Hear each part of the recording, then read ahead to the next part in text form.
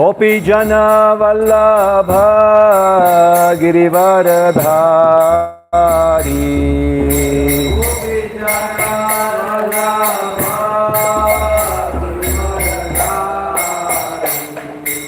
गोपीजन वल्लभ गिरिवरधारी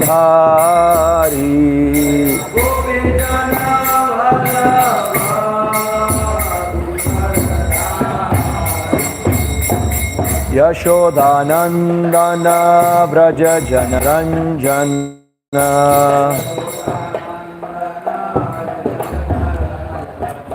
यशोदानंदन व्रज जनरंजन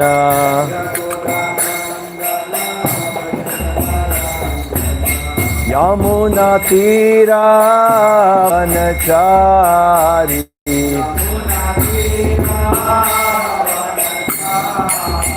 यमुना तीरा वनचारी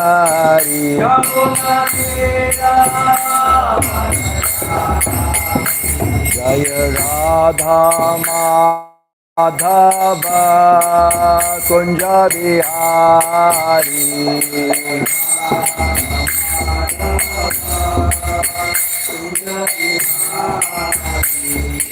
गोपी जन वल्लभ गिरिवरधारी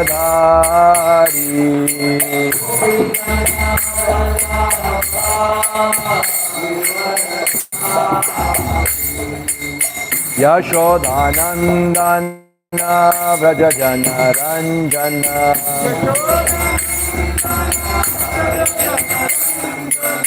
यमुना तीरा वनचारी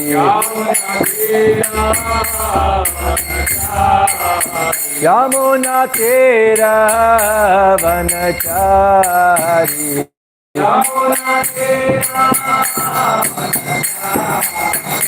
जय राधा माधव कुंज बिहारी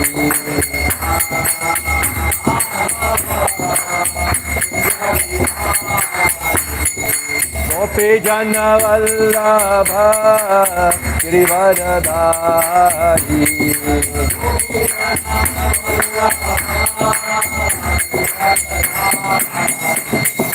यशोदानंदन व्रज जनरंजन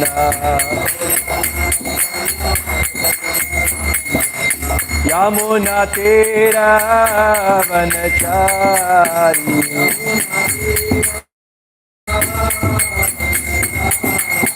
यमुना तीरा वनचारी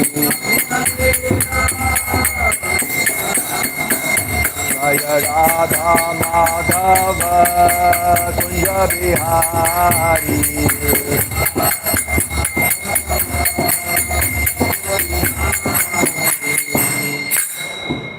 जय ओम विष्णुपाद परमहंस परिव्राजकाचार्य स्तोत्र Shri Srimad his divine grace A C Bhaktivedanta स्वामी शिल प्रभुपाद की जय। जय ओम विष्णुपाद परमहंस परिव्राजकाचार्य स्तोत्र श्री श्रीमद भक्ति सिद्धांत सरस्वती गोस्वामी महाराज शिल प्रभुपाद की जय। अनंत कोटि वैष्णववृंद की जय। नामाचार्य शिल हरिदास ठाकुर की जय। श्रीमद् भागवतम की जय। शिल प्रभुपाद की जय। निताय गौर प्रेमानंदे हरि।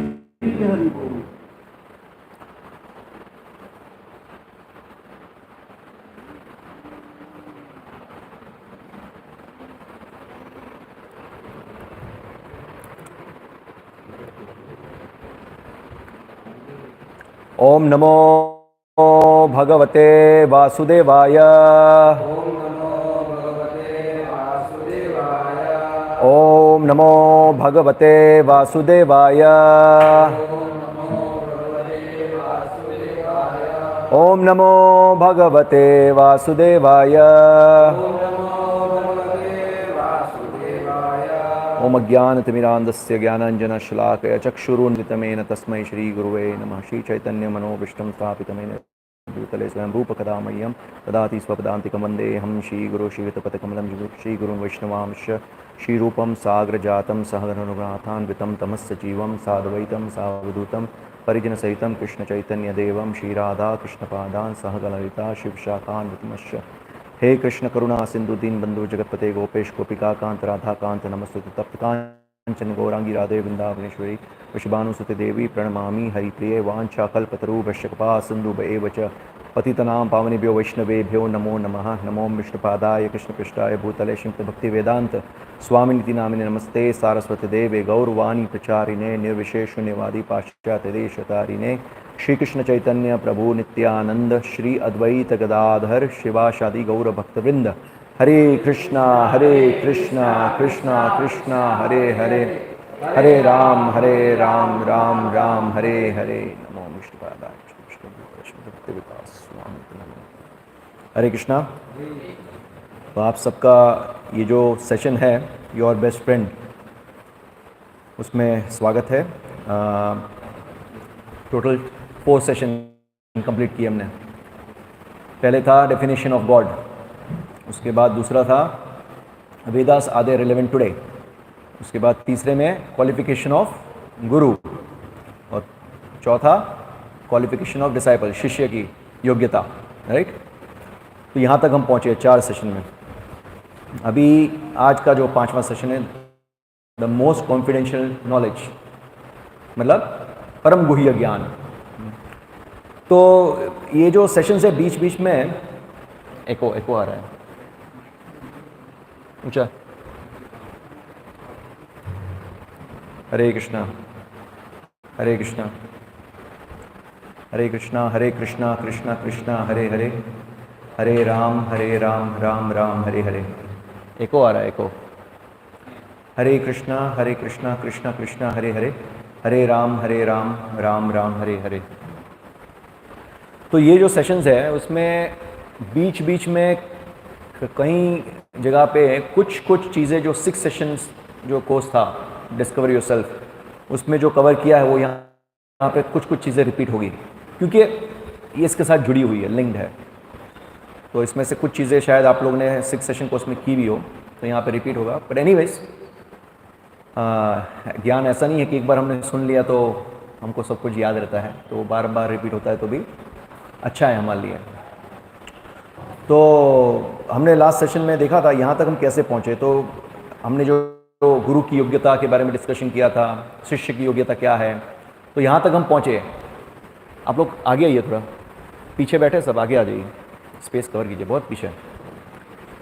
तो एक बार जान लेते कि ओके, गुरु की योग्यता क्या है, क्या क्वालिफिकेशन है, तो कौन प्रामाणिक गुरु है, और शिष्य जो है उसकी क्या योग्यता होनी चाहिए। फिर जब गुरु शिष्य का संबंध होता है तो क्या होता है, फिर गुरु शिष्य को ज्ञान देना शुरू करते हैं। वो हमने जो सारी क्वालिफिकेशन देखी ना, शरणागत रहेंगे शिष्य, और वो प्रणिपात परिप्रश्नेन सेवया, ये सब क्वालिफिकेशन हमने लास्ट टाइम देखी थी। तो एक बार संबंध जुड़ जाता है, उसके बाद गुरु ज्ञान देना शुरू करते। तो अभी एक्चुअली हम जो सारे ज्ञान के टॉपिक्स है उसके ऊपर अभी हम आगे बढ़ेंगे। ये पूरा इस प्रकार से लिंक आगे बढ़ रहा है। तो ये लास्ट टाइम हमने डिस्कस किया था कि भगवद गीता है, भागवतम है, ये सब शास्त्र है, वो तो किताब रूप में है, तो आप खोल के पढ़ लो तो ज्ञान मिल जाना चाहिए। ओपन सीक्रेट है, सीक्रेट है पर ओपन सीक्रेट है। मतलब यहाँ पे क्या लिखा है, द मोस्ट कॉन्फिडेंशियल नॉलेज, परम गुह्य ज्ञान। तो इसको परम गुह्य ज्ञान क्यों बताया गया है, भगवद गीता के अंदर इसका वर्णन आता है, एक पूरा चैप्टर है ना इसके ऊपर। तो परम गुह्य ज्ञान क्यों, तो ये ऐसा नहीं है कि आप नॉर्मल जो भौतिक पुस्तक है उसको खोल के पढ़ लो तो इस प्रकार से आपको ज्ञान मिल जाता है।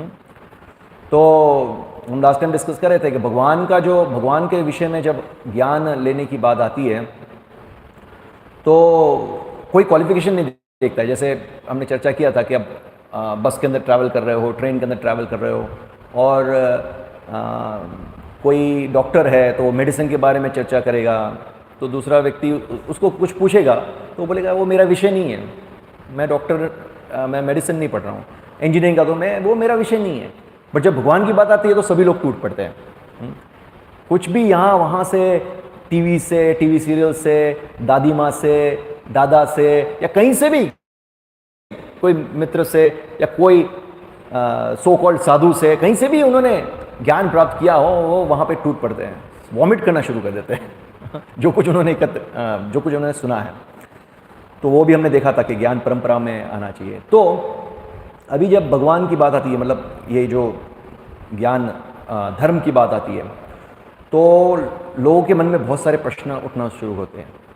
उसमें से एक लॉजिकल प्रश्न होता है, जैसे मैं इस्कॉन से जुड़ा नहीं था, उससे पहले मैंने कई बार मेरे पेरेंट्स को, मेरे माता पिता को ये प्रश्न किया था, क्योंकि हमको बचपन से ऐसे सिखाया जाता है कि ठीक है ये मंदिर है, उसमें बहुत सारे भगवान हैं, अलग अलग भगवानों के फ़ोटो है और आपको नमन करना है, कुछ थोड़ा बहुत आरती करना सिखाते हैं, प्रणाम करना है, ऐसा सब थोड़ा बहुत सिखाते थे। तो मेरे दिमाग में हमेशा ये प्रश्न रहा करता था कि मतलब बहुत एंगल से प्रश्न थे। एक प्रश्न ये था कि इतने सारे भगवान के फ़ोटो है, तो हम देखते हैं ना, या डे टू डे लाइफ में हम एक्सपीरियंस करते हैं कि अगर कोई जगह, जैसे इंडिया का प्राइम मिनिस्टर नरेंद्र मोदी है, तो वो तो एक ही है ना, अब बहुत सारे प्राइम मिनिस्टर हो तो कैसे मिलजुल के रहेंगे, कैसे होगा। तो मैं सोच रहा इतने सारे भगवान हैं, तो ऊपर यहाँ हम देखते हैं सब झगड़ते हैं, तो ऊपर वो झगड़ते नहीं होंगे, इतने सारे भगवान कैसे हो सकते हैं। मतलब एक लॉजिकली मैं सोचता था, तो मैं पूछता था, पर मुझे कोई आंसर नहीं मिल रहा था। दूसरा एक ये प्रश्न हमेशा मुझे होता था कि कई बार लोग बोलते हैं भगवान की जब बात आती है, भगवान तो एक ही है, कि बोलते हैं ना, ऐसे धर्म की बात आती है अलग अलग, हिंदू मुस्लिम क्रिश्चियन, तो सभी लोग, इवन क्रिश्चियन मुस्लिम सब जब मिलजुल के ऐसे रहते हैं तो बोलते हैं सब एक ही है, भगवान एक ही है। अच्छा, तो भगवान एक है तो इतने सारे धर्म क्यों, इतने सारे रास्ते क्यों, ये प्रश्न होता रहता है दिमाग में। तो यहाँ पे है ना, ये जैसे common sense says that there can be only one supreme, but if there is only one God, then why are there so many religions, so many scriptures, इतने सारे धर्म क्यों, इतने सारे शास्त्र क्यों हैं, कुरान है, बाइबल है, हम भागवतम है, भगवद गीता, इतने सारे स्क्रिप्चर्स की क्या जरूरत है, and so many God's mention in them, और बहुत सारे शास्त्रों में इतने सारे देवी देवता है, इतने सारे, ये सब इतने सारे क्रिएट करने की क्या जरूरत है, एक ही होता तो कंफ्यूजन ही नहीं होता, कोई झगड़ा झगड़ी नहीं होता। ये सब ऐसे सब दिमाग में प्रश्न आते हैं। And whom should I follow, और मुझे किसको फॉलो करना है अगर इतने सारे लोग हैं तो, which is the perfect path back to kingdom of God. तो हम शुरू करते हैं इसको जानने के लिए। सबसे पहले ये जानते हैं कि जो अलग अलग शास्त्र है वो अलग अलग लेवल की ऑडियंस के लिए है। जैसे यहाँ पे एक उदाहरण दिया है कि जैसे छोटा बच्चा है, उसको अगर हम लोग स्टार्टिंग स्कूल में पढ़ाते हैं तो जैसे 2 - 5, तो उसको ऐसे बोलते हैं 2 - बड़ी रकम में से छोटी रकम बात होती है, छोटी रकम में से बड़ी रकम नहीं बात होती, क्योंकि उसके भेजे में उतरेगा नहीं। तो 2 - 5 = कुछ ऐसा कुछ होता ही नहीं है, उसको ज्ञान नहीं दे सकते ये। पर जैसे वो बड़ा होगा तो उसको 5 - 2 तो सीख लिया, बट 2 - 5 भी सिखाते हैं। 2 - 5 जैसा होता है -3, ऐसा होता है।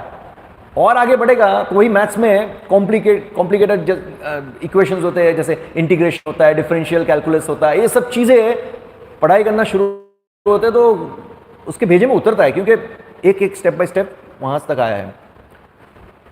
तो इसी प्रकार से हम देखते हैं कि लोगों के अंदर वो छोटे बच्चे, जैसे उम्र में नहीं, जैसे उम्र में तो बड़े बड़े लोग हैं, शारीरिक स्तर पे नहीं, बट चेतना के स्तर पे वो छोटे बच्चे जैसे हैं सब लोग, क्योंकि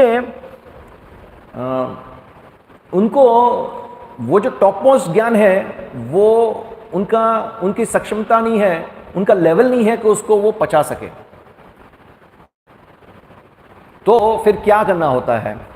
तो जैसे एक व्यक्ति पीएचडी हुआ है, फॉर एग्जांपल पीएचडी फिजिक्स में, अभी वो सामान्य व्यक्ति जिसको कोई छोटा बच्चा उसको फिजिक्स के बारे में पढ़ा रहा है, स्कूल में पढ़ा रहा है, कहीं पढ़ा रहा है, तो वो हालांकि उसने तो पीएचडी किया है फिजिक्स में, बट अभी उसको छोटे बच्चे को पढ़ाना है तो उसको अपने लेवल से नीचे के लेवल पे आके उसको पढ़ाना पड़ेगा। अगर वो पीएचडी लेवल का ज्ञान देना शुरू करेगा तो उसको बाउंसर जाएगा सब, राइट।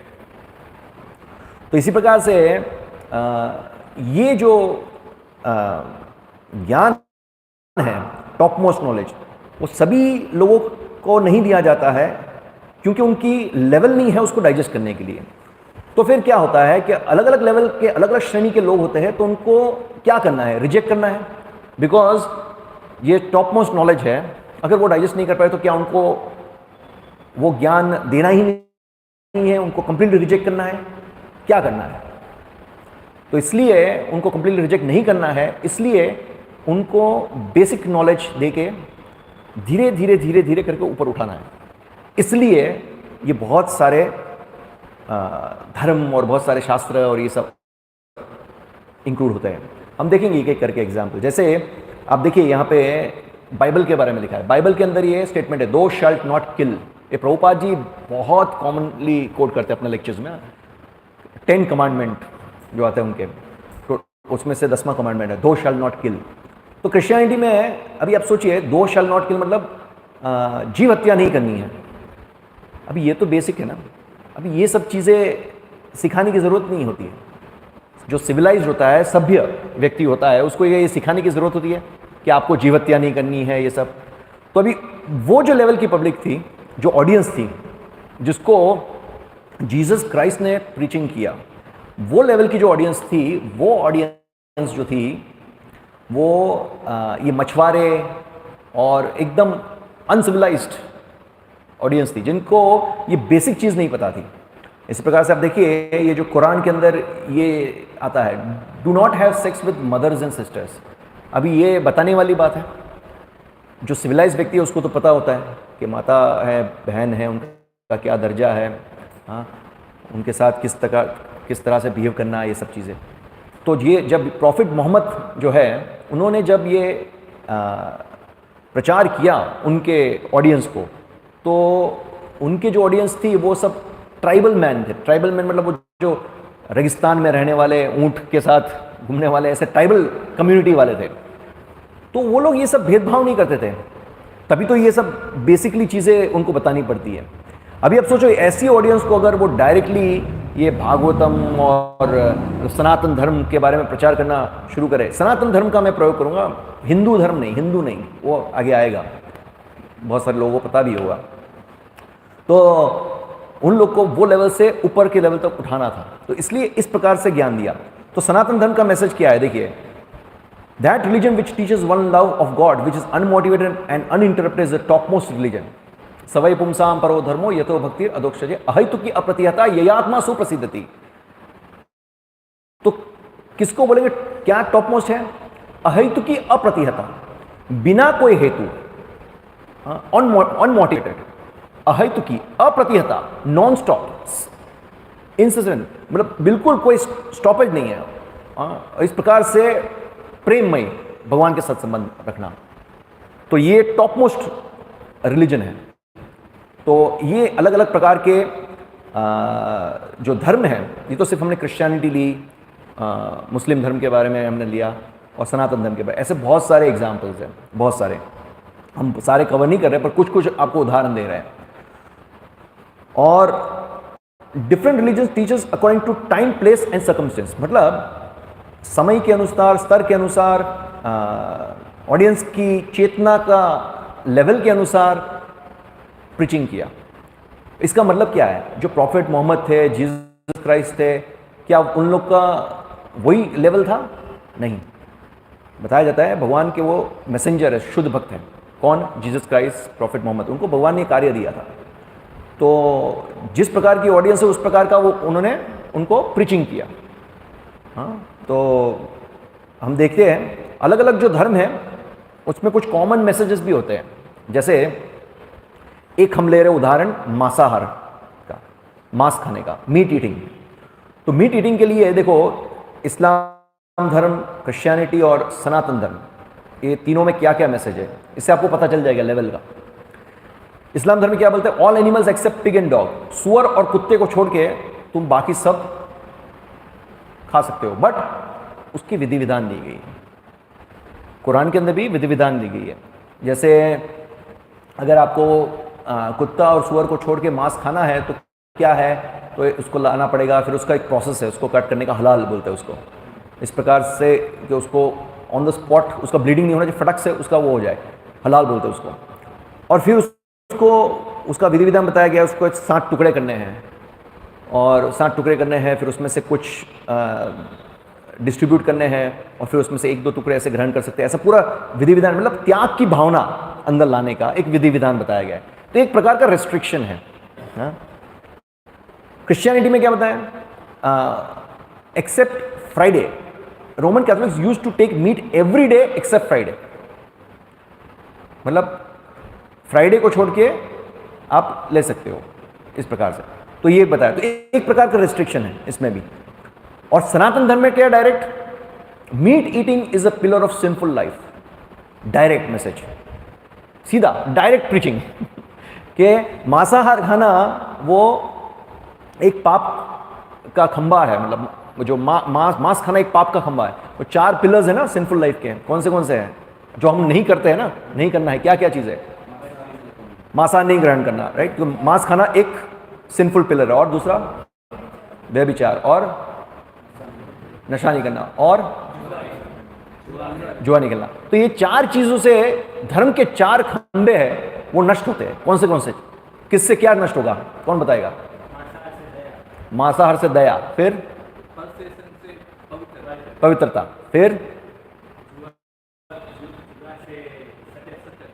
ओके, फिर नशे से तप. यस, ये 4 जो धर्म के स्तंभ है वो नष्ट होते हैं इससे. तो ये डायरेक्ट सनातन धर्म का प्रचार है. तो अभी कोई ऐसा प्रश्न कर सकता है कि ये कैसा धर्म है? मतलब बोल रहा है कि ठीक है कुत्ता और सुअर को छोड़ दो, पर बाकी तो मांस खाने के लिए प्रोत्साहन कर रहा है. हाँ, और यहाँ पे सिर्फ शुक्रवार के दिन छोड़ दो, बाकी तो दिन मांस खाने के लिए प्रोत्साहन कर रहा है. तो कैसे समझेंगे इसको? कौन बताएगा? कोई इस तरह से प्रश्न कर सकता है ना कि भाई ये कैसा धर्म है? मांस तो खाने को बोल रहा है ना, पर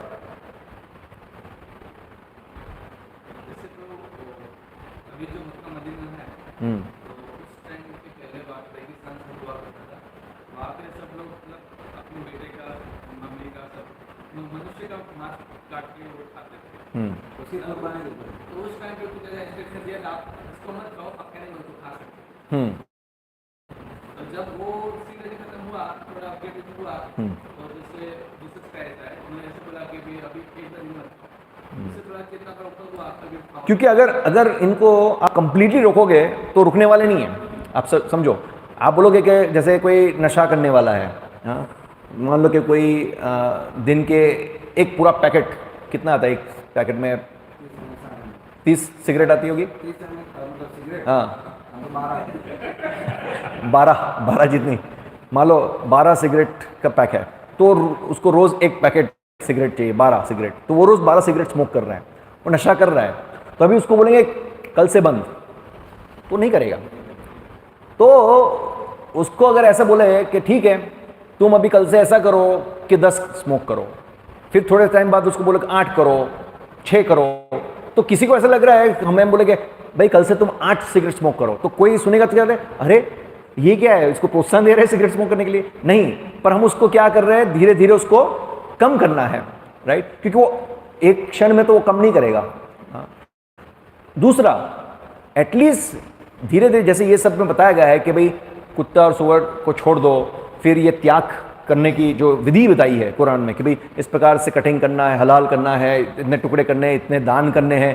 तो एक त्याग की भावना, मतलब धीरे धीरे रेस्ट्रिक्शन आ रहा है, रेगुलेटेड होना शुरू हो रहा है. तो शुद्धिकरण धीरे धीरे होगा, क्योंकि ऐसी ऑडियंस को आप ऑन द स्पॉट बोलोगे तो वो नहीं सुनेगी. तो क्या होगा, वो बिल्कुल धर्म के मार्ग से हट जाए. इससे तो अच्छा है थोड़ा थोड़ा फॉलो करके ऊपर की लेवल पे उठेंगे. तो ये एक पर्पस था. आप देखिए इनकी चेतना तो इतनी निम्न थी ये लोग कि आप समझ सकते हो. जैसे प्रॉफिट मोहम्मद थे, प्रॉफिट मोहम्मद ने जो प्रीचिंग किया उसके, वो मक्का मदीना में थे, उस 3 दिन के अंदर उनको भागना पड़ा वो जगह से. उनके ही लोग उनके पीछे पड़ गए थे. जीसस क्राइस्ट, उनके जो शिष्य थे उसमें से एक शिष्य ने 30 सिल्वर कॉइन्स के लिए उनको बेच दिया. और एक शिष्य थे उनके बारे में मतलब पूरा उल्टा सीधा बोला और बोलते मैं तो उनको पहचानता ही नहीं हूँ.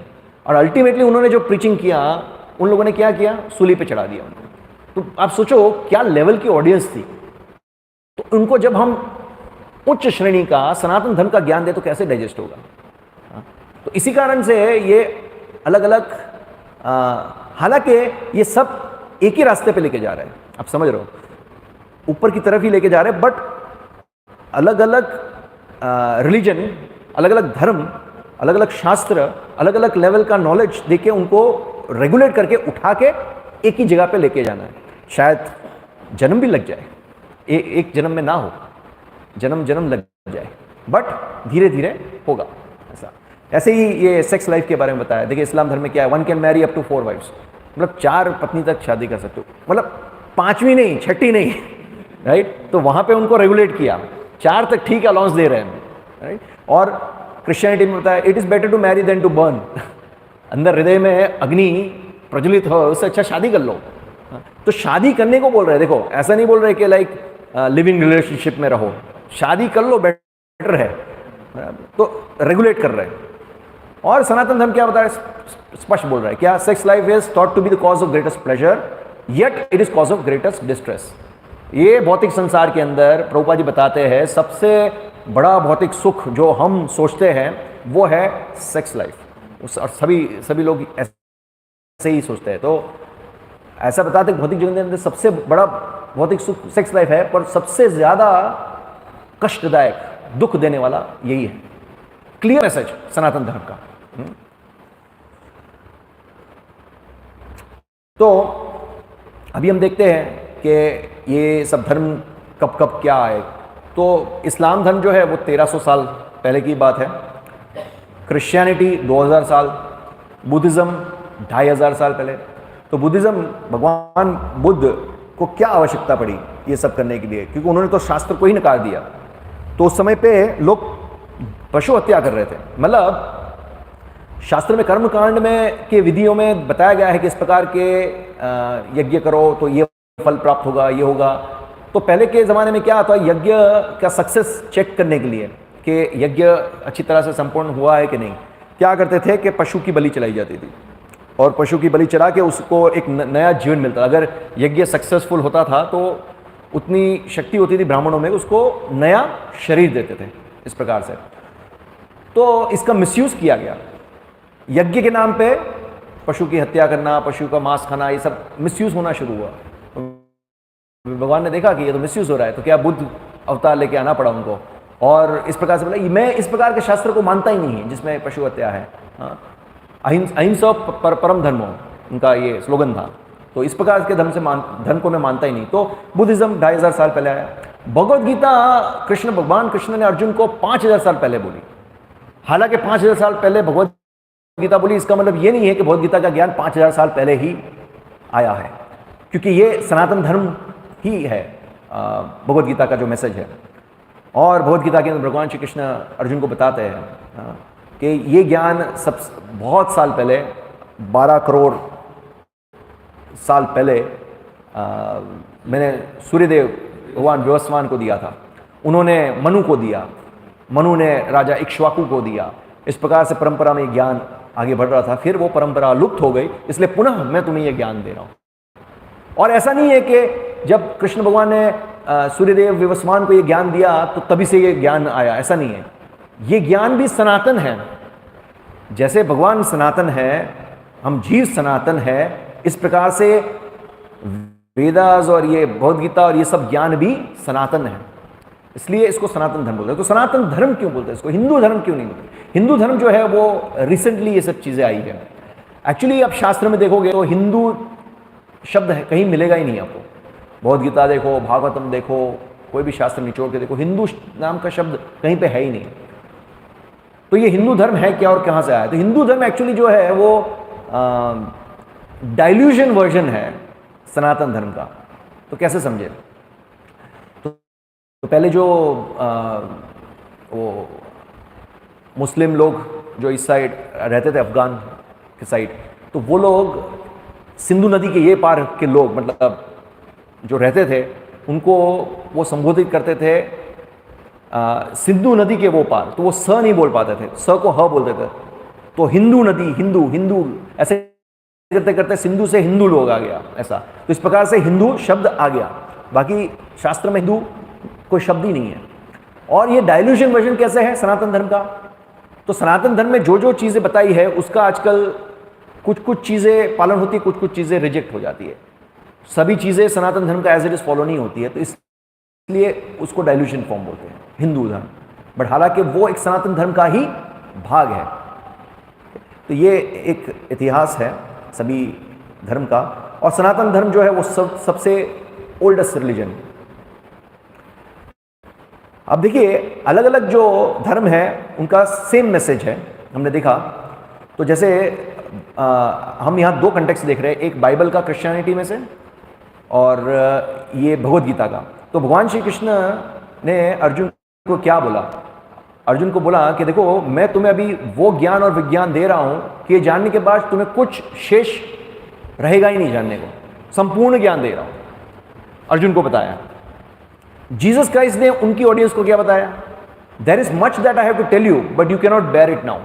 क्लियर, मुझे बहुत सारी चीजें आपको बतानी है बट आप उसको सहन नहीं कर पाओगे या आप उसको डाइजेस्ट नहीं कर पाओगे, इसलिए उन्होंने एक लेवल का ज्ञान दिया।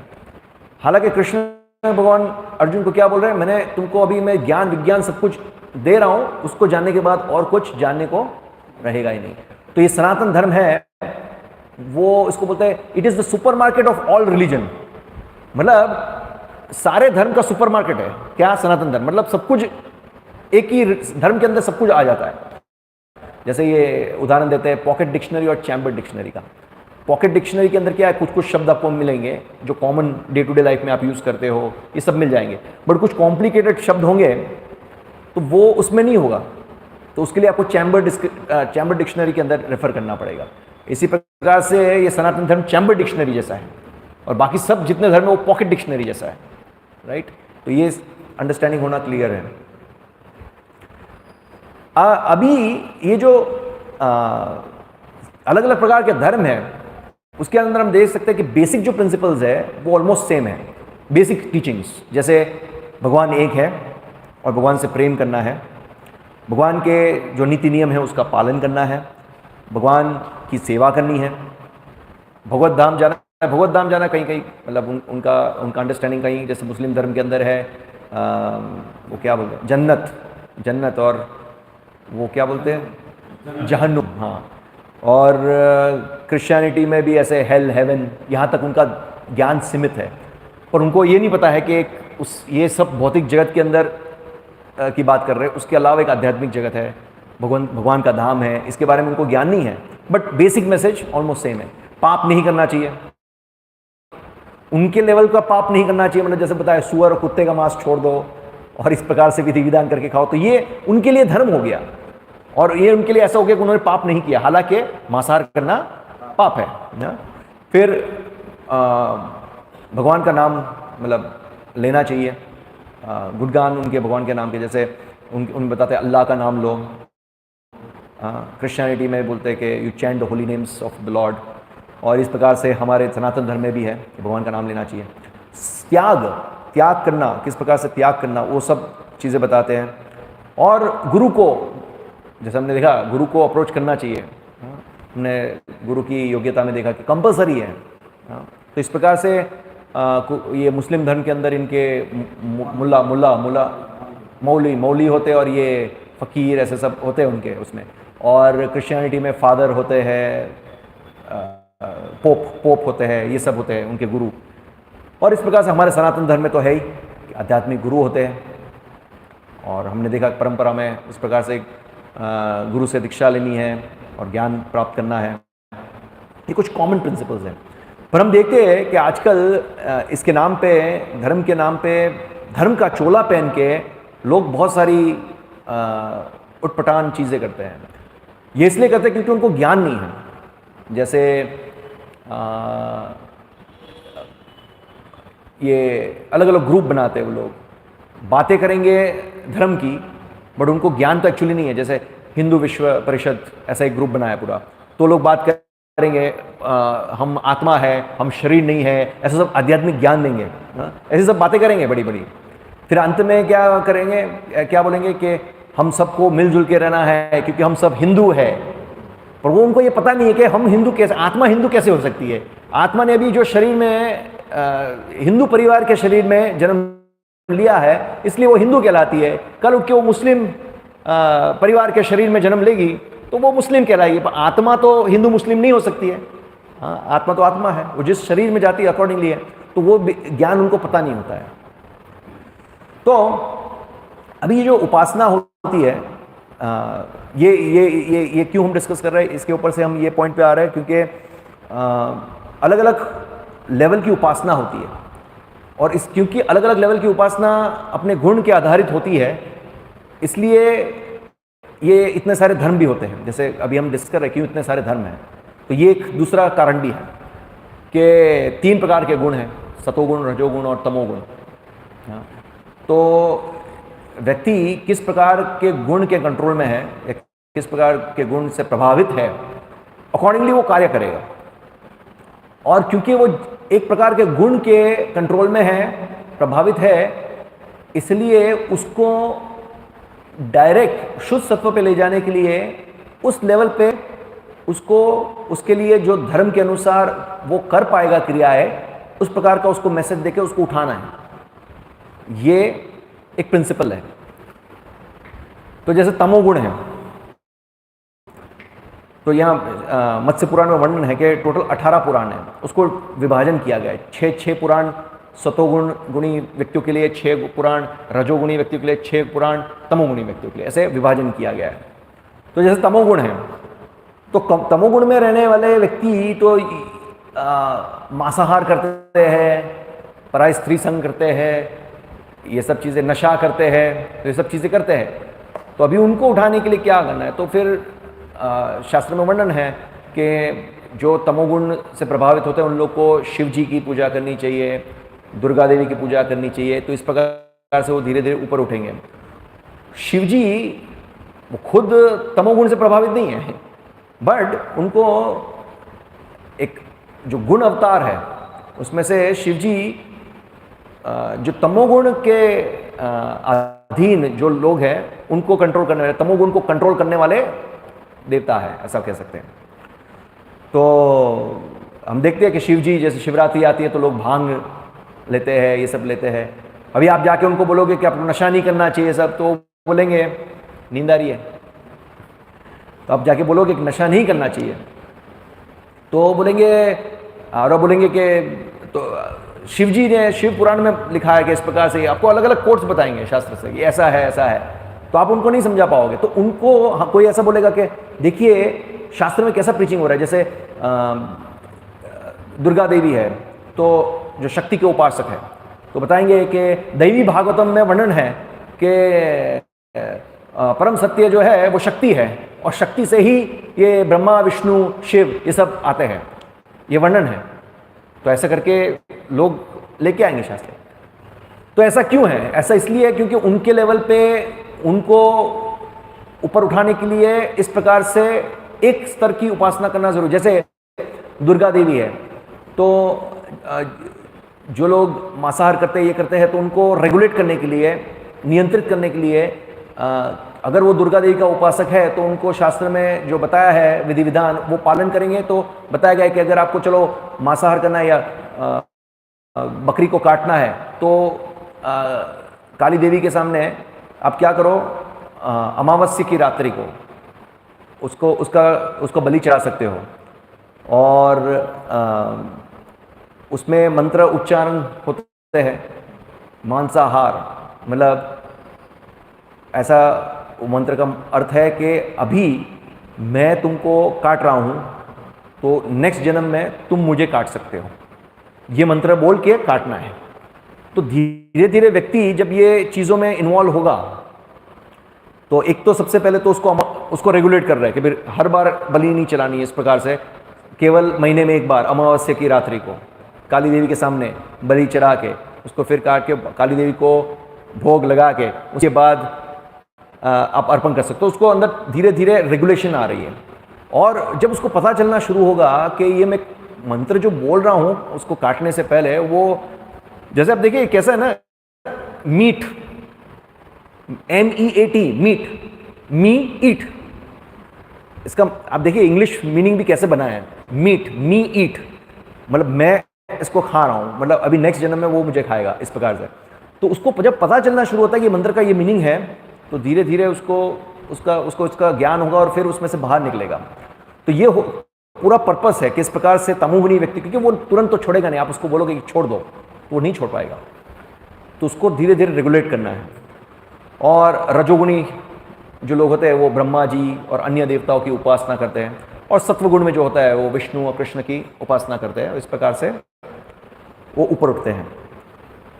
दूसरा ये है कि अलग अलग प्लेटफॉर्म है उपासना के।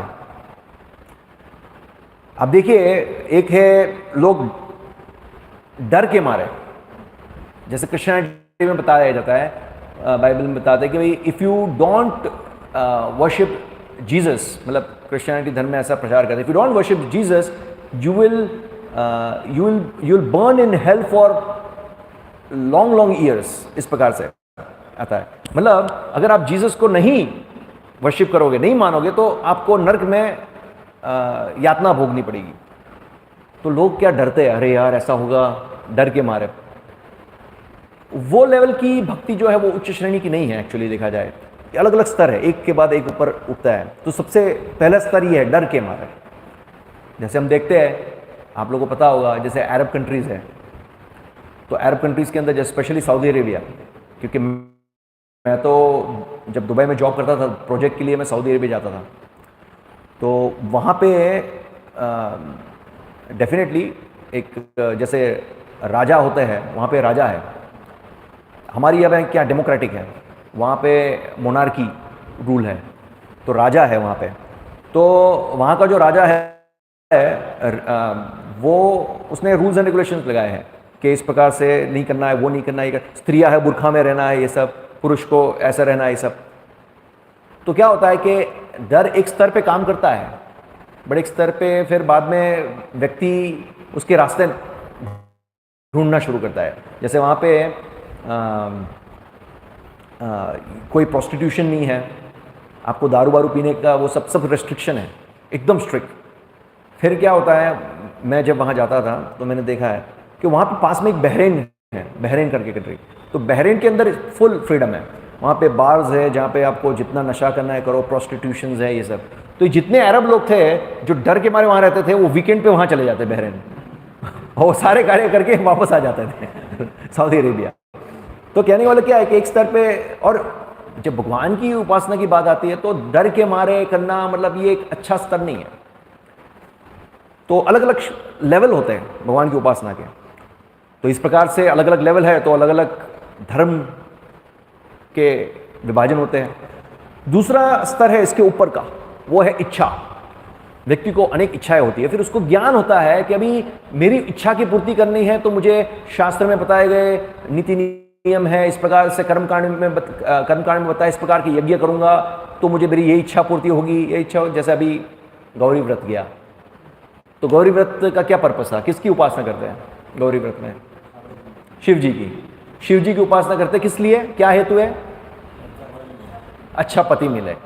तो पहले से मतलब लड़कियां छोटी होती तब से उनको ज्ञान दिया जाता है कि देखो अगर आपको अच्छा पति चाहिए तो आपको ये करना पड़ेगा, वो करना पड़ेगा। और फिर अकॉर्डिंग कुछ तो छोटी होती है, उनको पता भी नहीं होता है, बट कराते हैं, माता पिता कराते हैं।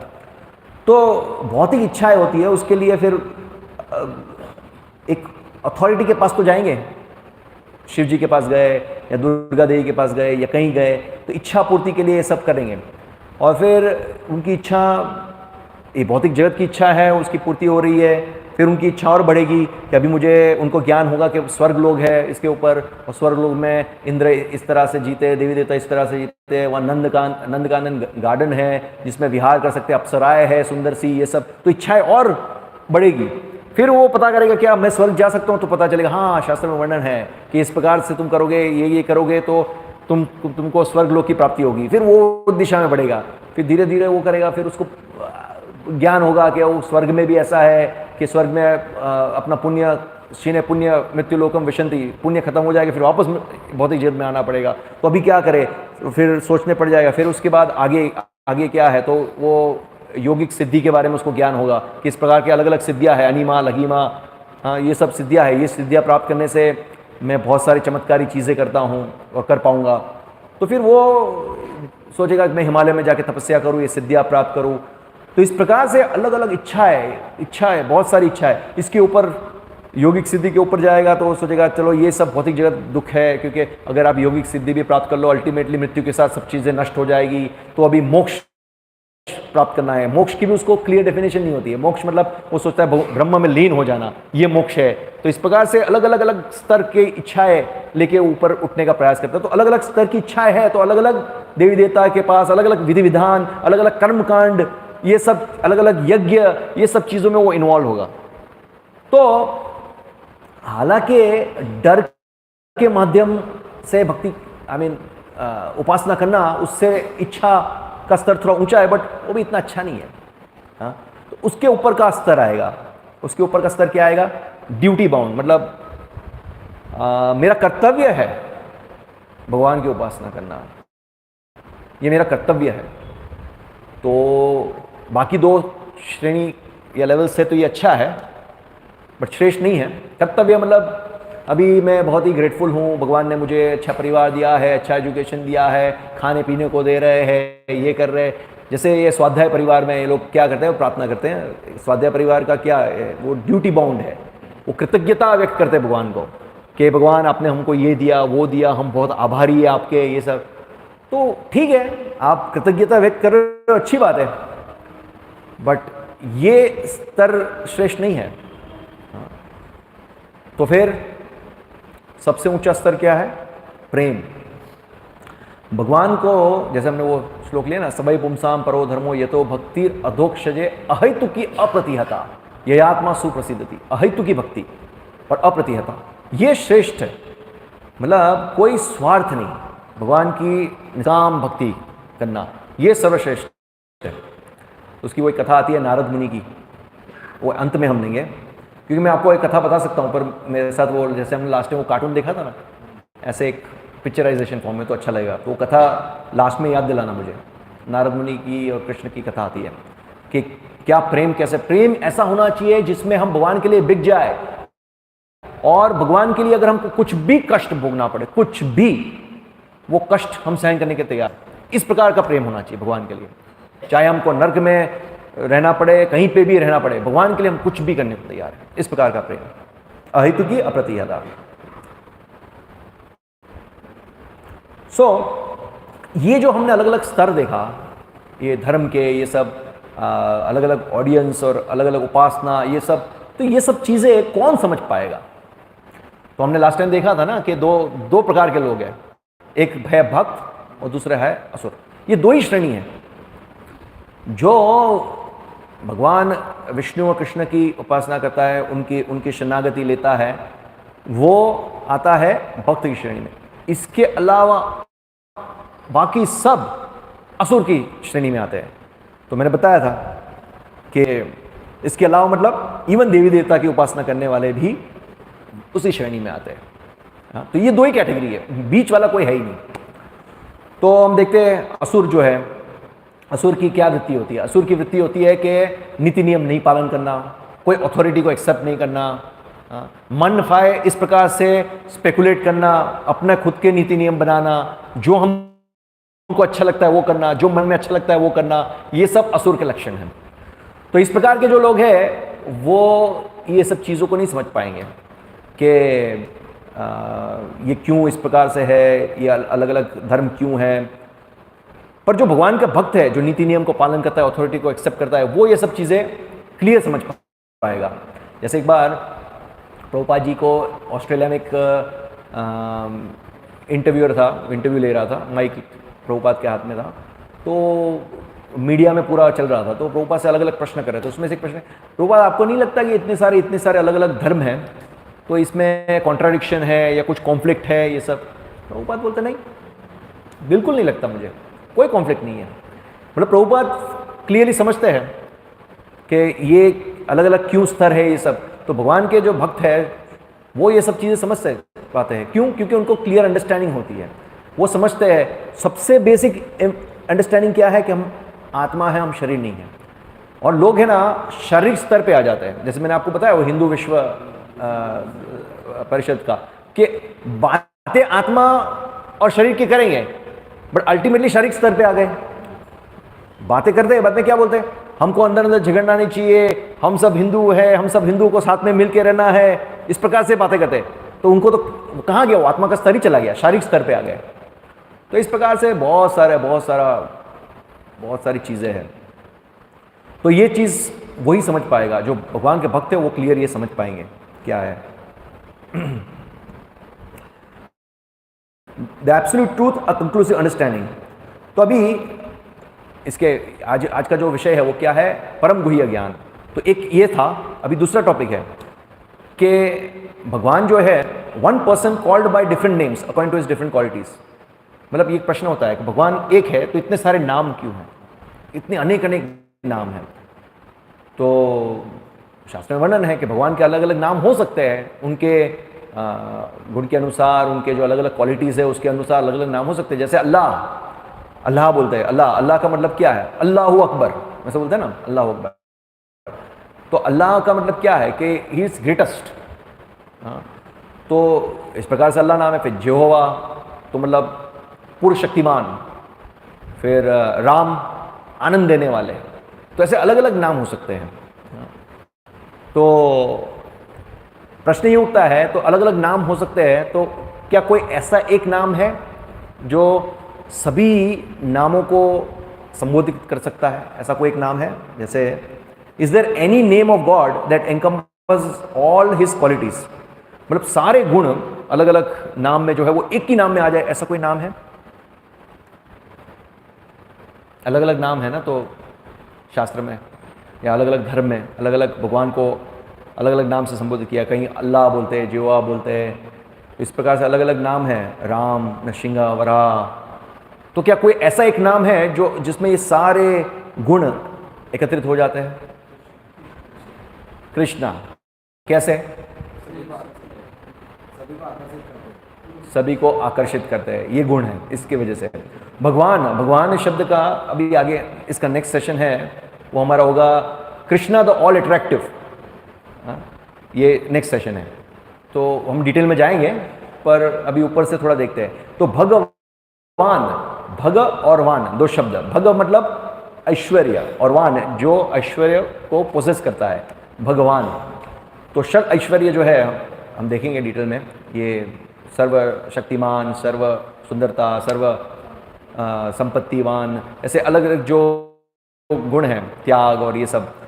तो हम देख सकते हैं कि भौतिक जगत के अंदर भी अगर कोई व्यक्ति के अंदर थोड़ा भी कोई भी इनमें से एक गुण अधिक है, जैसे कोई बिल गेट्स का नाम है, तो बिल गेट्स को क्यों याद करते हैं लोग कि धनवान है? तो ऐसे तो हम देखते हैं कि कॉमन लोगों से तो उसके अंदर ये गुण अधिक है कि ज़्यादा धनवान है। या कोई बहुत सुंदर है, तो ये तो थोड़ा बहुत अधिक है तो भी इतना फेमस है।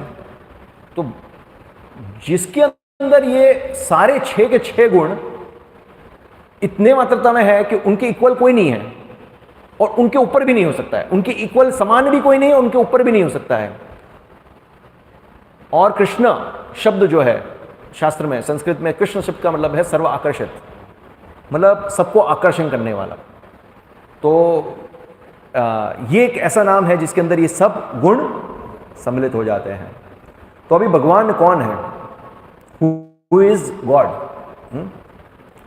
तो अलग अलग अंडरस्टैंडिंग है लोगों के दिमाग में कि भगवान क्या है, वो पर्सनल है, इम्पर्सनल है, मतलब निराकार है, क्या है, निराकार ब्रह्म है, कि भगवान का रूप है कि नहीं है, ऐसे ऐसे अलग अलग अंडरस्टैंडिंग है। तो ज़्यादातर हम देखते हैं कि जो भक्ति के मार्ग पे प्रचार करते हैं उनके अंदर भी कई बार ऐसी अंडरस्टैंडिंग होती है। जैसे ये संतराम के जो भक्त लोग बोलते हैं, वो लोग भी ये हरे कृष्ण महामंत्र बोलते हैं, पता है आपको? हरे कृष्ण महामंत्र बोलते हैं।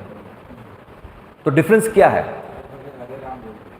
नहीं ठीक है, ओके फाइन, हरे राम बोले कि वो तो ठीक है। अभी जैसे वो पहले ऐसे ही था, चैतन्य चैतन्य में वर्णन आता है, पहले था हरे राम राम राम हरे हरे, फिर आया हरे कृष्ण हरे, फिर महाप्रभु ने उसको चेंज कर दिया।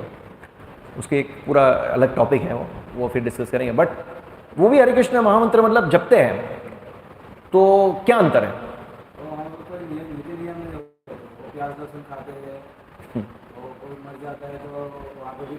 वो ठीक है, पर हरे कृष्ण महामंत्र जपने में तो ठीक है, मतलब हम जो जपते हैं वो जपेंगे तो सेम होगा कि कुछ अंतर है? जैसे वो भी हरे कृष्ण महामंत्र जपेंगे, हम भी जपेंगे, चलो नीति नियम पालन नहीं करते, बट उसके अलावा जो जप करते हैं वो कैसा है, उनको फल कैसा मिलेगा? मतलब हम जैसे हमको फल मिलेगा ऐसे ही फल मिलेगा, क्या है?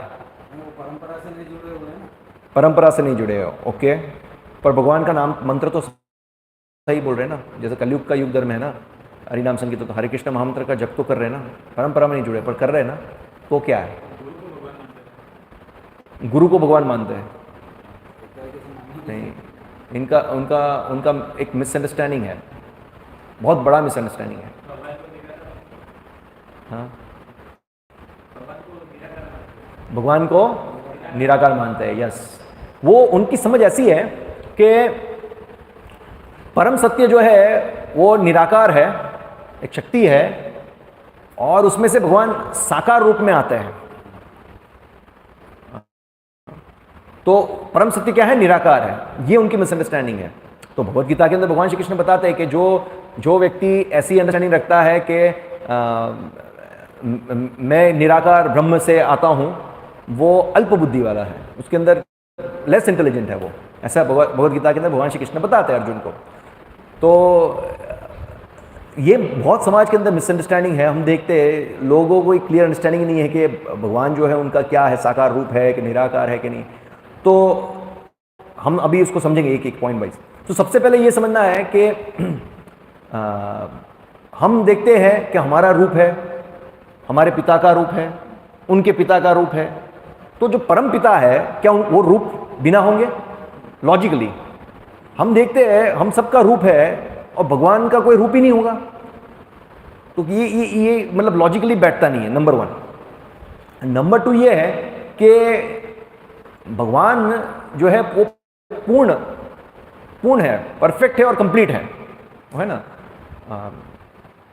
कोई क्या है वो ईशोपनिषद का श्लोक, पूर्णमद पूर्णमिदम, तो हाँ, तो उसके अंदर भगवान क्या बोलते हैं? वो पूर्ण है, हाँ, प्योर, परफेक्ट एंड कंप्लीट है भगवान।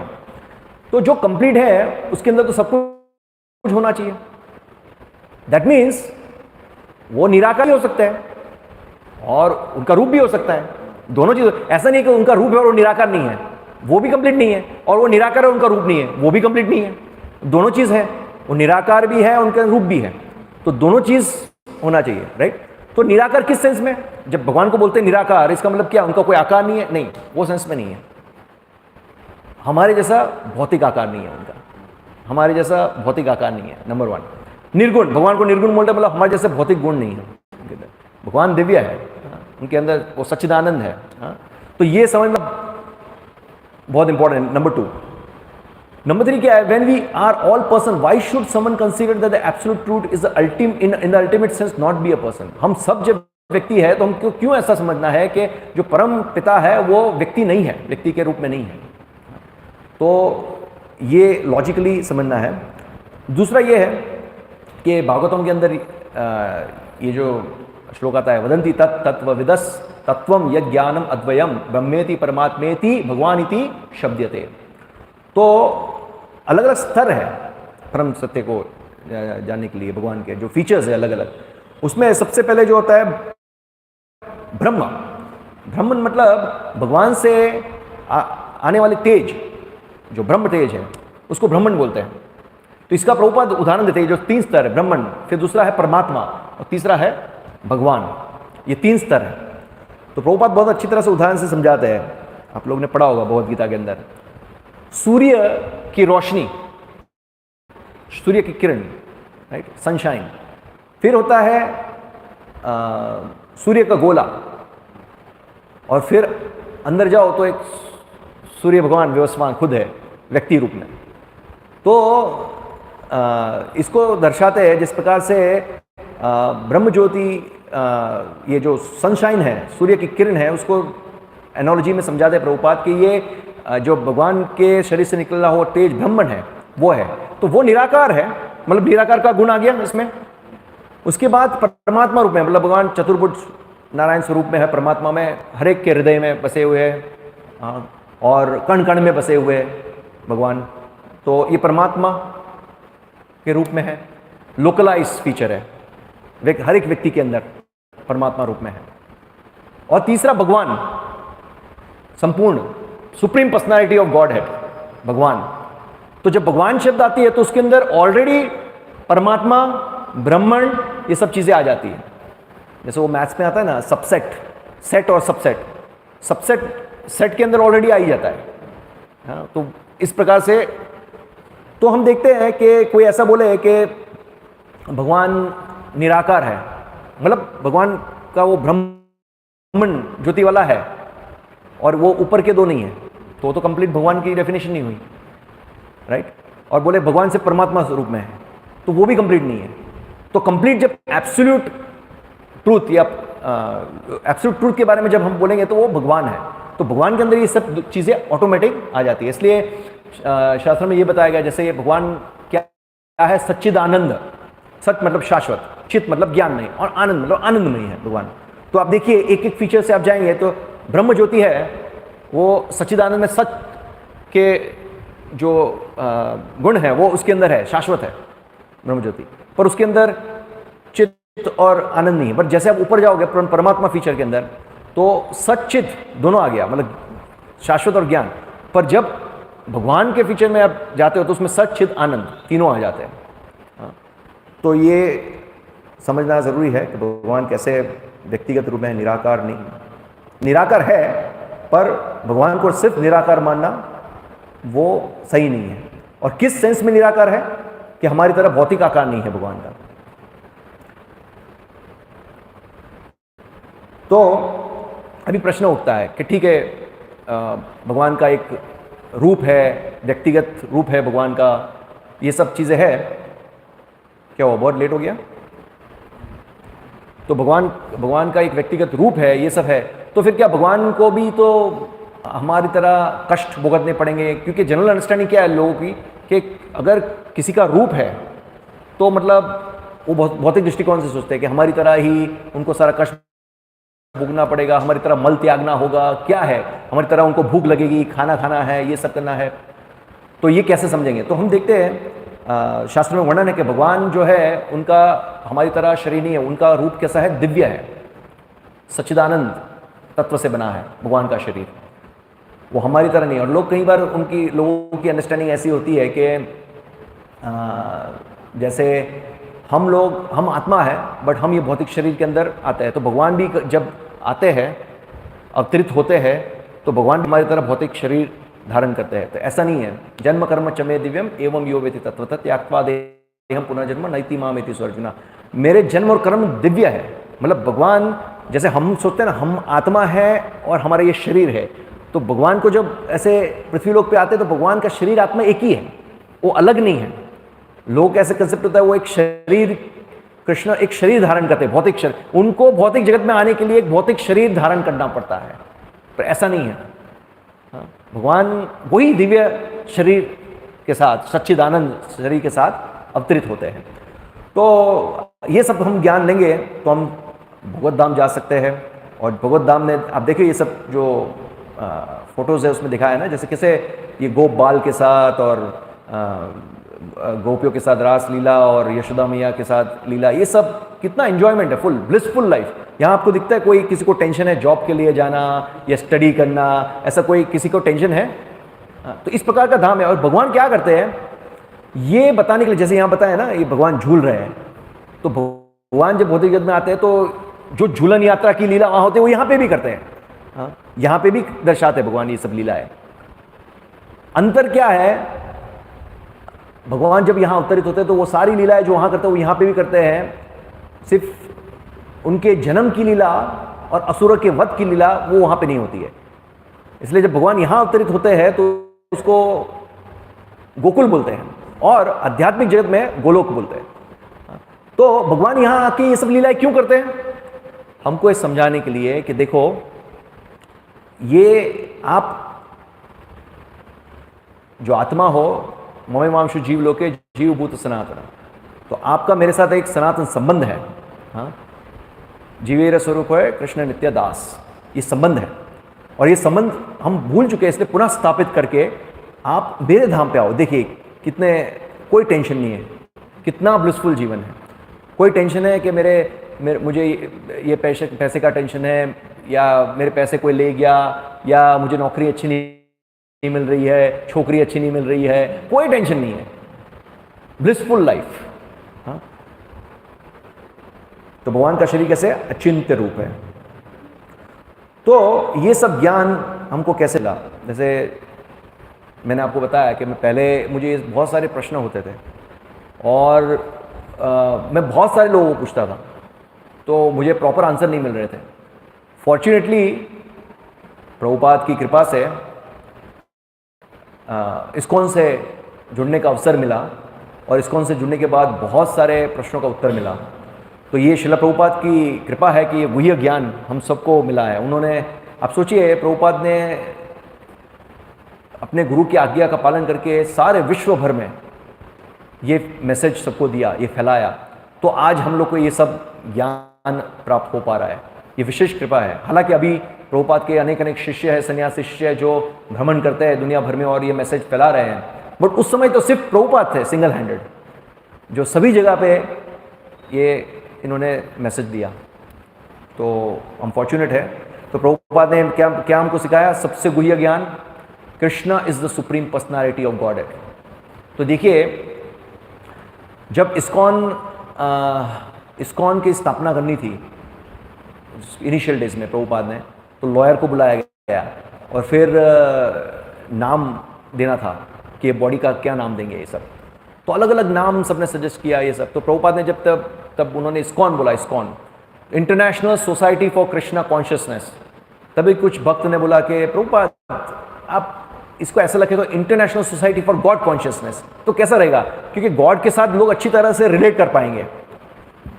प्रभुपाद बोलते नो, कृष्णा कॉन्शियसनेस। क्यों? क्योंकि Krishna is the supreme personality of godhead, और ये क्लियर मैसेज हमको देना है। सुप्रीम पर्सनैलिटी ऑफ गॉडेड, उसके अंदर सब आ जाता है। सुप्रीम, परम पुरुषोत्तम भगवान है, supreme, he is the supreme most, आ गया। फिर पर्सनैलिटी, वो पर्सनैलिटी है, व्यक्ति है, लोग उसको निराकार ब्रह्म करके थोपते हैं, नहीं, ही इज पर्सनैलिटी। और गॉड हेड, गॉड हेड, सभी गॉड हम बोलते हैं ये देवी देवता, गॉड मतलब ईश्वर, कंट्रोलर। तो हम अलग अलग प्रकार के ईश्वर हो सकते हैं, अलग अलग प्रकार के गॉड हो सकते हैं। जैसे हम खुद है, हम कुछ हद तक हम अपने शरीर के ईश्वर है, हम अपने शरीर के भगवान है कुछ हद तक, क्योंकि कुछ चीज़ हम कंट्रोल कर पाते हैं। डेफिनेटली अल्टीमेट कंट्रोलर कृष्णा है, वो ऐसे चुटकी मारेंगे तो एक क्षण में ऐसे पैरालिसिस हो सकता है, कुछ भी हो सकता है। बट कुछ हद तक, जैसे अभी मुझे ऐसे हाथ ऊंचा करना है, ये सब करना है, तो कर रहे हैं, तो कुछ हद तक हम अपने शरीर के भगवान हैं। और अलग अलग देवताओं को भी भगवान करके संबोधित करते, जैसे नारद मुनि को कई जगह शास्त्र में बताया भगवान नारद, भगवान ब्रह्म, फिर भगवान शिव, ऐसे ऐसे संबोधित करते हैं। But he is the God head, सभी गॉडों का हेड है, supreme personality of God head, उसमें सब आ जाता है। क्लियर कट मैसेज, ये परम गुह्य ज्ञान प्रभुपाद ने हमको दिया है। तो अभी वो कथा एक जो मुझे बतानी थी वो डिस्कस कर लेते हैं, फिर क्वेश्चन आंसर्स लेंगे। ये जो कथा है, इसमें क्लियर कट हमको पता चलता है कि भगवान की में प्रेमावही भक्ति कैसे करनी है। अहेतुकी अप्रतिहता, खुल नहीं रहा है,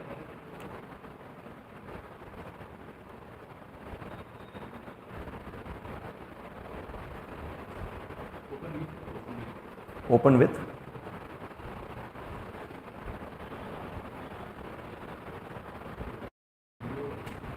पीडीएफ, ये पीडीएफ ही है।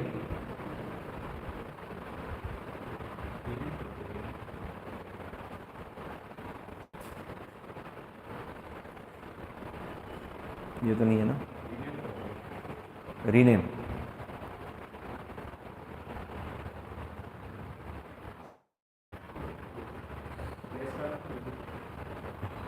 डॉट पीडीएफ कर दूं?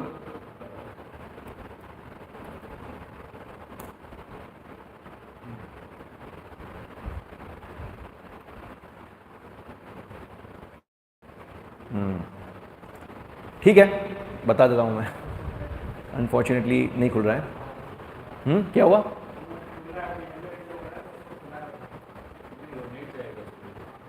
हाँ, खुल गया, राइट। इतने सारे खुल गए फाइल्स, देखो। ठीक है, तो इसको छोटा करना पड़ेगा ना। थोड़ा दिखे क्लियर? ओके, दिख रहा है? ओके, तो देखिए ये कथा ऐसे आती है। एक बार की बात है, भगवान श्री कृष्ण जो है वो बिस्तर पे लाए थे और उनको सिर दर्द हो रहा था। हालांकि भगवान को सिर दर्द नहीं होता है, भगवान की लीला है, भगवान का शरीर तो सच्चिदानंद है, पर जस्ट एक मैसेज देना चाहते हैं। तो ऐसे सिर दर्द हो रहा था, इस प्रकार से भगवान लेटे हुए हैं। फिर क्या होता है कि बहुत सारे जो वैद्य हैं और बहुत सारे उपचारक हैं उन सबको बुलाया गया कि किस प्रकार से भगवान श्री कृष्ण का जो सर दर्द है उसको दूर करें। तो कोई वैद्य उनका सर दर्द दूर नहीं कर पा रहा था। तो फिर भगवान खुद सॉल्यूशन देते हैं। भगवान क्या बोलते हैं, ये सिर दर्द तभी जाएगा जब कोई मेरे जो भक्त हैं उनकी चरण धूलि लेके आके मेरे सिर के ऊपर लगाएंगे, तभी ये सिर दर्द जाएगा। तो उसके बाद ये सभी लोग के पास जाते हैं, no no how can we give. सब लोग बोलते हैं हम कैसे भगवान कृष्ण को अपनी चरण धूलि दे सकते हैं, हाँ हम तो नहीं दे सकते क्योंकि हम लोग को नर्क में जाना पड़ेगा, इस प्रकार से। और नारद मुनि आते, नारद मुनि को फिर भेजते वो। तो फिर सभी ये डिस्कस करते हैं नर्क लोक में जाना पड़ेगा, हम तो नहीं दे सकते इस प्रकार से। तो भगवान कृष्ण सोचते हैं कोई अपनी चरण धूलि देने को तैयार नहीं है। फिर नारद मुनि को बोलते हैं कि काम करो तुम वृंदावन जाओ और जो वहाँ की गोपियाँ है वो सर्वश्रेष्ठ भक्त है मेरी, उनसे चरण धूलि मांग के आओ। तो फिर नारद मुनि जाते हैं और बोलते कि गोपियों को बोलते कि कृष्ण को बहुत ही भयंकर सिर दर्द हो रहा है और उसका उनके सिर दर्द को दूर करने का उपाय यह है कि आप अपनी चरण धूलि दीजिए, जो उनके सिर पे लगाएंगे तो उनका जो हेडेक है वो चला जाएगा, सिर दर्द चला जाएगा। तो गोपियाँ क्या बोलती है, क्या हमारे जो कृष्ण है उनको सर दर्द है? इतना दुखदायक समाचार आप लेके आए हो, आपको क्या चाहिए? हमारी चरण धूलि चाहिए? ले जाइए, कितनी चाहिए? जितनी चाहिए ले जाइए। हाँ, तो नारद मुनि जो है वो सोचते हैं अरे आपको पता नहीं है कि आप अपनी चरण धूलि देंगे और कृष्ण अपने सिर पे लगाएंगे तो आपको नर्क लोक में जाना पड़ेगा, आपको पता नहीं है? तो ये लोग क्या बोलते हैं, कोई बात नहीं, हम नर्क में भी जाने को तैयार है। अगर हमारे चरण धूलि से भगवान कृष्ण के सर दर्द दूर चला जाएगा तो हम नर्क में भी जाने को तैयार है। हाँ? तो मॉरल ऑफ द स्टोरी क्या है, pure devotion with only desire to satisfy and serve the lord is essence of bhakti yoga. भक्ति योगा का सारांश क्या है कि जो भगवान के प्रति जो हमारी भक्ति है उसमें एकमात्र इच्छा होनी चाहिए, सिर्फ एकमात्र इच्छा। क्या? भगवान कृष्ण की संतुष्टि के लिए और भगवान को हम किस प्रकार से सेवा कर सकते हैं। अहितु की अप्रतिहता ये आत्मा सुप्रसिद्धति। हाँ, तो ये सारांश है। तो ये वो प्रेममय जो हमने बोला ना, 4 प्रकार के लेवल्स है। एक है भय से उपासना करना, दूसरा इच्छा को लेके, तीसरा है ड्यूटी बाउंड कृतज्ञता व्यक्त करके भगवान की, और चौथा है प्रेममय। तो ये प्रेममय संबंध भगवान के साथ हमारा होना चाहिए। ये उच्च श्रेणी का है, ये उच्च श्रेणी की भक्ति है। क्या इसी के साथ हम यहाँ अंत करेंगे? किसी का कोई प्रश्न, टीका, टिप्पणी, कमेंट्स?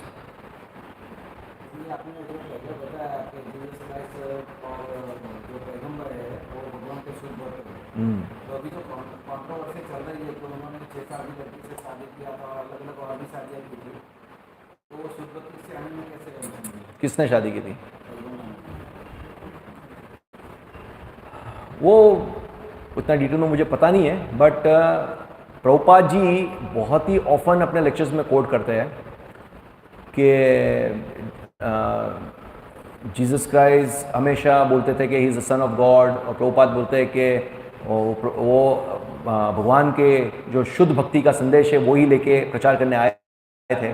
बट उन्होंने देखा उनके ऑडियंस का लेवल नहीं था, तो अकॉर्डिंगली उन्हें उन लोग को उसी प्रकार का मैसेज दिया। क्योंकि वो आया ना कोट जिसने जीसस क्राइस्ट बोलते हैं कि I have many things to tell you but you will not be able to digest.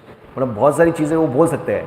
तो प्रभुपाद जी ये कोट करते थे कि ये जो मैसेंजर्स थे, भगवान के मैसेंजर्स थे, प्रॉफिट मोहम्मद, जीसस क्राइस्ट, ये ऐसे तो भगवान के शुद्ध भक्त हैं।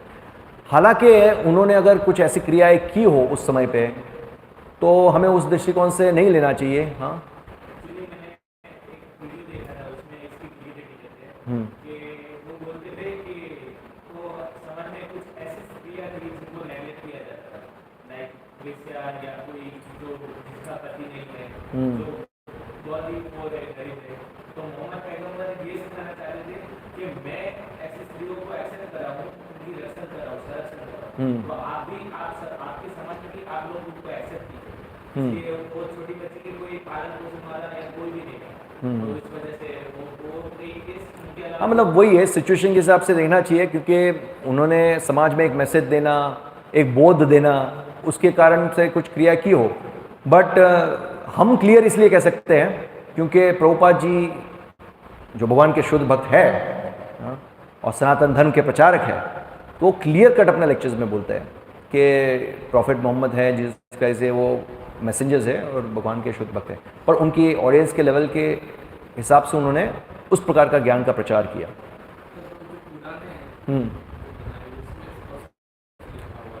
हाँ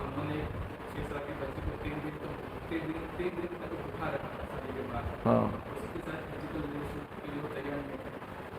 प्रॉफिट मोहम्मद।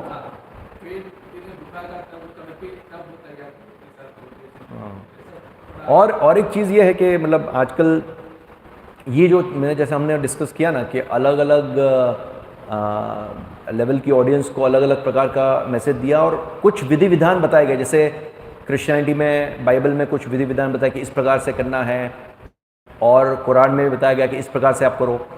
तो अगर वो विधि विधान का पालन सभी लोग एज इट इज़ जो दिया गया है वो उस प्रकार से करेंगे तो डेफिनेटली उनका शुद्धिकरण होकर वो ऊपर उठेंगे। बट हो रहा है ये कि बाइबल को मैनिपुलेट किया गया है, कुरान को भी मैनिपुलेट किया गया है, वो सब चीज़ में मैनिपुलेशन आ गया है, बहुत सारी चीज़। जैसे वो जो मैसेज था ना कि जो क्रिश्चियनिटी वाला वो जो एक नहीं दोशाल नहीं, वो जो कैथोलिक्स में आता है कि उसमें ऐसा था कि केवल आप शुक्रवार के एक दिन मांस खा सकते हो, बाकी के दिन नहीं। और उसको मैनिपुलेट करके इस प्रकार से किया गया कि शुक्रवार के एक दिन मांस नहीं खा सकते हो, बाकी के दिन खा सकते हो, तो वो मैनिपुलेशन है।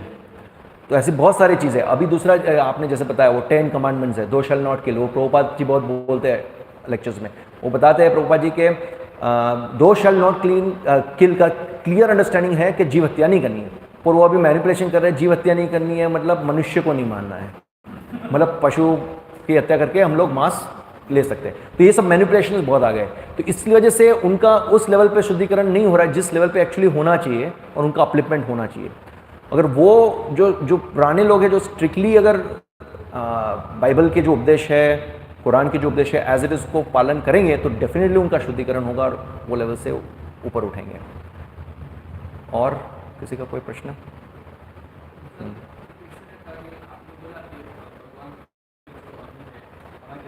भगवान के अंग, हाँ दिव्य है।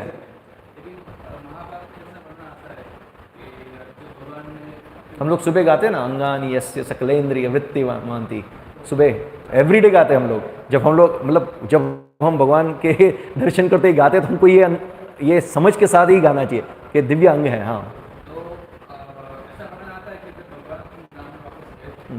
कुछ लोगों का ऐसा दिखता था कि भगवान का अग्नि संस्कार वापस हुआ था, उसका उनका जो शरीर था इतना अग्नि संस्कार हुआ था सब कुछ।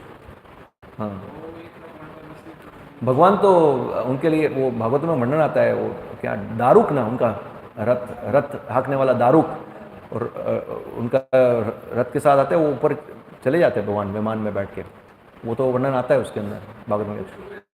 ऐसे तो उसमें ऐसे वर्णन भी आता है कि भगवान को वो जो बाण लगा था तो वो जो अंगूठे में, तो उसमें से तो भगवान का ऐसे ब्लड निकल, वो छोड़िए ये महाभारत के युद्ध के अंदर वर्णन आता है, पितामह भीष्म जो बाण छोड़ते हैं, वो जो चक्रपाणी की लीला आती है उसमें जो बाण छोड़ते हैं वो भगवान के शरीर को छेद करके उनके रथ निकल रहा था।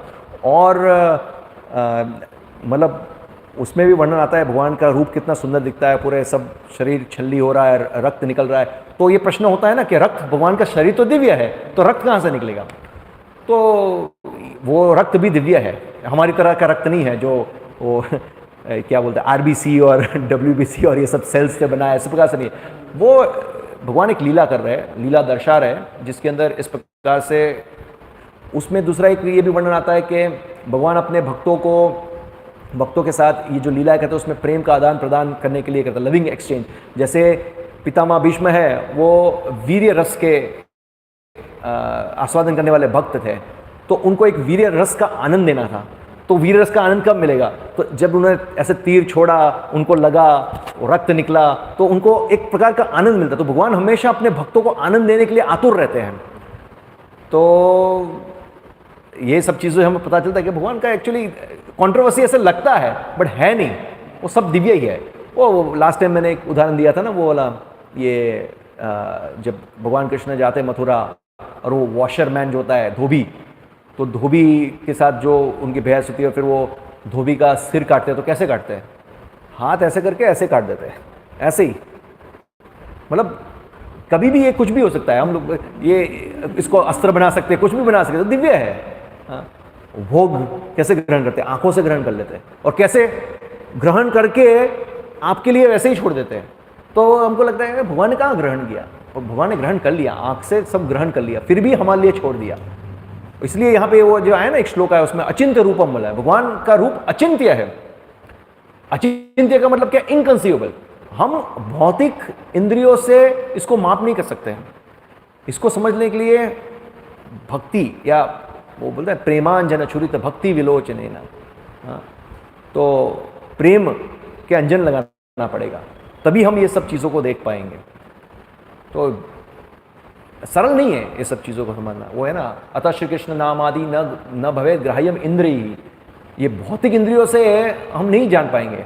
क्या है? अतः श्री कृष्ण नाम आदि न भवेद ग्राह्यम इंद्रिय सेवन मुखे ही जीवादो स्वयं एव स्फुरत्यदः। भगवान जब खुद अपने आप को हम जब सेवन मुखे ही जीवा दो, जीवा से जब हम भगवान का नाम लेंगे, इस प्रकार से सेवा करना शुरू करेंगे, स्वयं एव स्फुरत्यदः, भगवान खुद प्रकाशित होंगे। हम ऐसे प्रयास करेंगे, हम अपनी भौतिक इंद्रियों से भगवान को मापने का या समझने का प्रयास करेंगे, तो हम नहीं समझ पाएंगे। क्लियर है, शास्त्र में बताया है ये सब चीजें। और कोई प्रश्न? जैसे कि मुस्लिम और क्रिश्चियन लोग हैं, वो जो उनके शास्त्र है वो पालन करके कुछ स्तर पर ऊपर उठ सकते हैं। लेकिन जो चैतन्य महाप्रभु जो ये आंदोलन दिया है हरे कृष्ण महामंत्र, तो वो हो सकता है कि उससे बाईपास करके भी पूरा ऊपर उठ सकते हैं, और हो सकता है। जैसे प्रभुपाद जी उदाहरण देते हैं कई बार कि जैसे ये जो नाम हरि नाम लेने का जो अलग स्तर है, नाम अपराध, नाम आभास और शुद्ध नाम, 3 प्रकार के जो स्तर है, उसमें से कई बार ये लोग, जैसे प्रभुपाद उदाहरण देते हैं कि हराम, ऐसा बोलते हैं मुस्लिम लोग, हराम, तो उसमें राम आया, तो राम शब्द का प्रयोग करता है, तो उससे उनका शुद्धिकरण होता है, सुकृति मिलती है। हम लोग हरे कृष्ण महामंत्र संकीर्तन करते हैं, मुस्लिम लोग ऐसे देखते हैं, भक्तों को देखते हैं, सुनते हैं, शायद प्रसाद ले लिया, ये सब तो सारी सुकृतियाँ मिलती है, और हो सकते हैं कि उनको उस माध्यम से डायरेक्ट जुड़ सके। पर अभी इस जन्म में कि नेक्स्ट जन्म में, वो हम नहीं कह सकते, वो सिचुएशन के ऊपर है। पर यह है कि यस, डेफिनेटली उनको सुकृति तो मिलेगी, और डायरेक्ट संकीर्तन मूवमेंट में उनकी क्या इच्छा भी है वो भी है। मतलब थोड़ा बहुत वो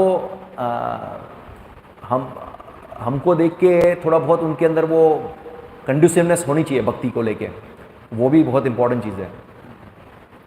तो डेफिनेटली चांसेस तो फुल है, कुछ भी हो, नाम ले लिया गलती से, सुन लिया, भक्तों के दर्शन कर लिए, ये सब चीज़ें बहुत काम करती है, वो तो है। यस।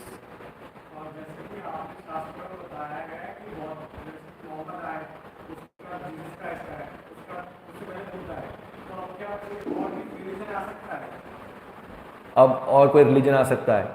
अभी जैसे वो तो अभी वैसे तो फॉल्स रिलीजन तो बहुत सारे हैं, जैसे ये सब में जो बताया अभी तक, इस्लाम का, ये मुस्लिम रिलीजन का, ये सब में तो जनरली उद्धार करने के लिए या तो भगवान खुद आते हैं या मैसेंजर्स को भेजते हैं, 2 ही चीज़ होती है, उनके भक्तों को भेजते हैं या खुद आते हैं।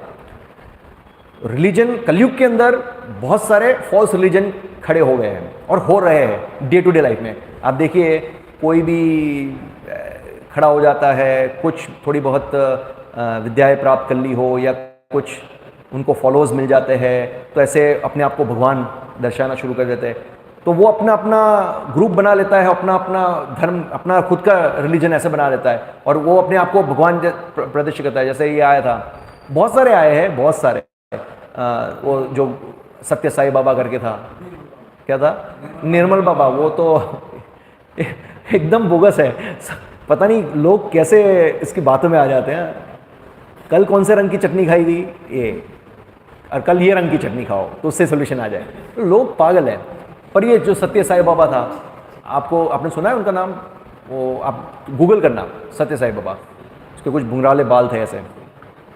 वो उसके जो फॉलोअर्स थे उसको भगवान बोलते थे। और देखो, एक चीज़ होता है आप खुद अपने आप को भगवान करके एडवर्टाइज करो, दूसरा ये होता है उनके फॉलोअर्स भगवान करके बोले, पर आप उनको रोक नहीं रहे हो, तो दैट मीन्स आपकी सहमति है कि आप भगवान हो करके।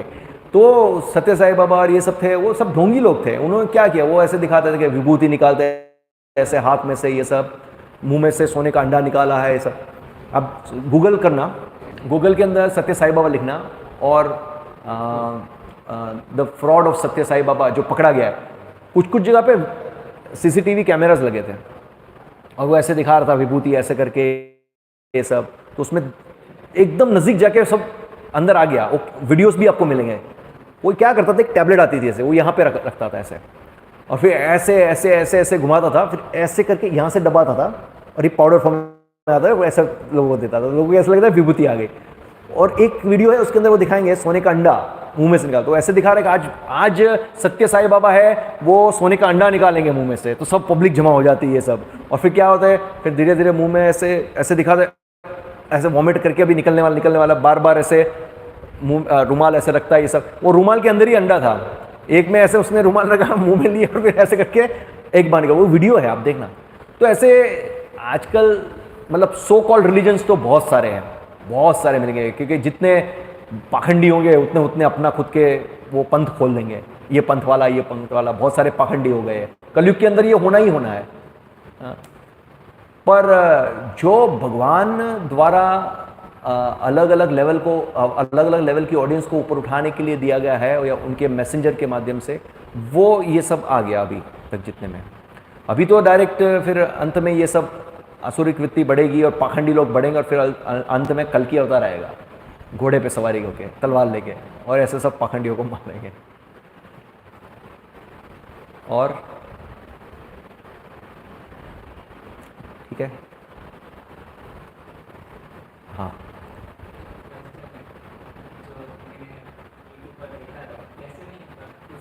कमेंट है, क्वेश्चन है? अच्छा,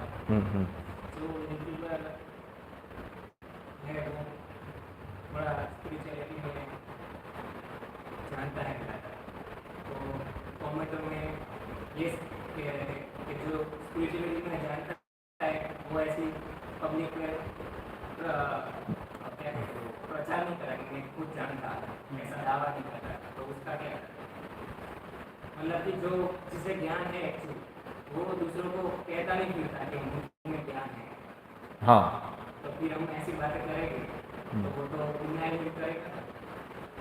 मतलब वो ऐसी अमत ये भगवद गीता की जो बातें हैं, हाँ, वो हम उससे करेंगे तो तो हम कहाँ बोल रहे, हम कहाँ बोल रहे कि हमारा ज्ञान है? ये ज्ञान तो किसका है? कृष्ण का है ना। वो तो डिनाइल पर ही आएंगे ना यार। आप वो डिनाई करेंगे, वो तो डिनाई करेंगे, वो अपना ओपिनियन लेके, अब हर एक व्यक्ति अपना ओपिनियन लेके जा रहा है। पर हम लोग क्या करें, हमने शुरुआत क्या की था सेशन का, वेदास आर रिलेवेंट टुडे, उसमें फिर अनुमान प्रमाण, प्रत्यक्ष प्रमाण, शब्द प्रमाण पे आए थे। तो हम एक अथॉरिटी को लेके जा रहे हैं, अथॉरिटी में हम परफेक्ट पर्सन को लेके जा रहे हैं। हम परफेक्ट पर्सन कृष्ण है। हम जो ज्ञान बोल रहे हैं वो कृष्ण से आ रहा है। तो जब डायरेक्ट भगवान से हम ज्ञान आ रहा है, वही हम पास ऑन कर रहे हैं, तो अभी उसको एक्सेप्ट करना है कि नहीं करना है, और वो उसके ऊपर आधारित है, वो करे कि ना करे। बट हमें तो हम हमारा ज्ञान परफेक्ट दे रहे हैं। वो ऐसा बोल सकता है कि ये आप अपना ज्ञान दे रहे हो, पर हम अपना ज्ञान तो दे नहीं रहे, हम तो भगवान का ही दे रहे हैं। समझ रहे हो आप? कुछ आप किसी पर्टिकुलर व्यक्ति के बारे में बोल रहे हो यूट्यूब पे कोई, जैसे फॉर एग्जांपल यूट्यूब पे कोई अगर देखते हैं, वीडियो देखते हैं या ये लेक्चर सुनते हैं, तो उनको ऐसा लगेगा कि ये अपना ज्ञान दे रहे हैं। ऐसा आप बोल रहे हो, अपना ज्ञान दे रहे हो। तो इसलिए ये सेशन में, ये लिंक में वही है ना, उसमें हमने क्लियर किया कि हाँ, प्रभुपाद जी जैसे बताते हैं पोस्टमैन का काम है, हम तो वही पास ऑन कर रहे हैं।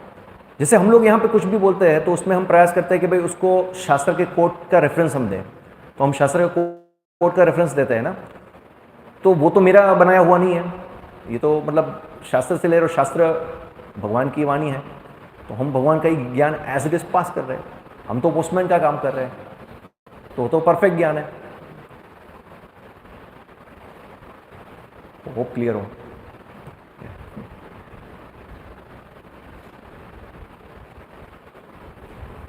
श्रील प्रभुपाद की जय।